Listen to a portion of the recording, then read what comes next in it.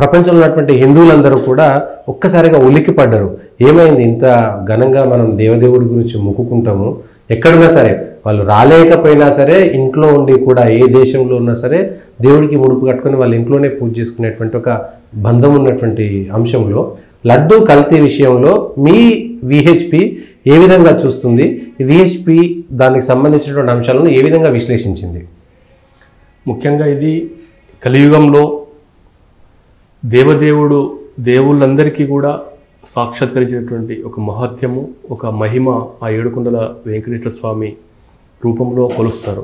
ప్రపంచంలో ఉన్నటువంటి ఏ దేశంలో ఉన్నా కూడా హిందువులందరూ తమ జీవితంలో ఒక్కసారన్నా ఆ ఏడుకొండల వెంకటేశ్వర స్వామి కొండపైకి వెళ్ళి దర్శించుకోవాలనేటటువంటి ఒక సంకల్పంతో హిందువులందరూ కూడా భక్తి విశ్వాసాలు కలిగి ఉన్నారు.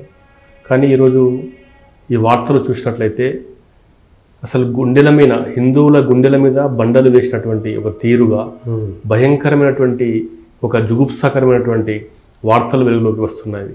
అవి మాట్లాడడం కంటే వింటుంటేనే అసలు శరీరం అంతా కంపనం పుట్టిస్తుంది.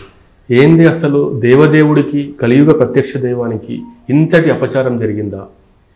ఈ విధంగా అసలు సాక్షాత్కారం ఏదైతే లడ్డు ప్రసాదాన్ని మనం చేతిలోకి తీసుకున్నట్లయితే ఆ వెంకటేశ్వర స్వామి అందించిన అమృతంగా భావించి మనం ఒకవేళ కాళ్ళకు చెప్పులు వేసుకుంటే చెప్పులు పక్కన వదిలిపెట్టి ప్రసాదాన్ని కళ్ళకు అద్దుకొని కడుపులో వేసుకునేటటువంటి భక్తి హిందువులది.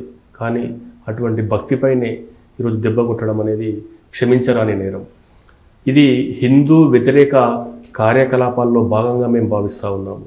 హిందువుల యొక్క విశ్వాసాలపై ఘాతకంగా పాల్పడేటువంటి ఒక గుణపంతో కూర్చున్నటువంటి, గుండెలపై గుణపంతో కొట్టినటువంటి ఒక గాయంగా మేము ఈరోజు భావిస్తూ ఉన్నాం. కాబట్టి దోషులు ఎవరైనా సరే, ఆ యొక్క ఘటనకు పాల్పడ్డటువంటి దుర్మార్గులు ఎంతటి వారైనా సరే శిక్ష విధించాలని చెప్పేసి విశ్వ హిందూ పరిషత్ డిమాండ్ చేస్తూ ఉంది. కానీ జంతువులకు సంబంధించినటువంటి కొవ్వు అవశేషాలు, లేకపోతే ఫిష్ ఆయిల్, లేకపోతే బీఫ్ టారనో ఏదో ఉంది అని చెప్పడానికి ఎటువంటి ఆనవాళ్ళు లేవు. అనుమానం వచ్చినటువంటి 4 లారీలను తిప్పి పంపేశారు. కాబట్టి ఆ నెయ్యితోటి ఎక్కడ కూడా లడ్డూలను చేయలేదనేటువంటి ఒక వాదన వినబడుతున్నది. సో తిప్పి పంపిన తర్వాత అది కలుషితమైనట్టుగా మనం ఎట్లా చెప్పొచ్చు? ఇది చంద్రబాబు నాయుడు కావాలని కొంత రాజకీయమైనటువంటి దుగ్ధతో చేశారు అని చెప్పడానికి అవకాశం లేదంటారా? వాస్తవమే. ఈరోజు రాజకీయ ఆరోపణలకు, ప్రత్యారోపణలకు తిరుమల తిరుపతి దేవస్థానం, ఏడుకొండల స్వామి వేదిక కాకూడదు అని చెప్పేసి మేము భావిస్తూ ఉన్నాము. అది పరమ పవిత్రమైనటువంటి ఒక ధర్మస్థలం, ఒక హిందువులకు పుణ్యక్షేత్రం అది. కాబట్టి అక్కడ రాజకీయాలకు తావు ఉండకూడదని చెప్పేసి విశ్వ హిందూ పరిషత్ కోరుతూ ఉంది. సిట్టింగ్ హైకోర్టు జడ్జి చేత ఒక విచారణ చేర్పించి, న్యాయ విచారణ చేపించి దోషులు ఎవరు, దానికి నిందితులు ఎవరు, ఒకవేళ చట్టపరమైనటువంటి చర్యలు తీసుకొని దోషులను అందరినీ కూడా కఠినంగా శిక్షించాలని చెప్పేసి మేము డిమాండ్ చేస్తూ ఉన్నాం.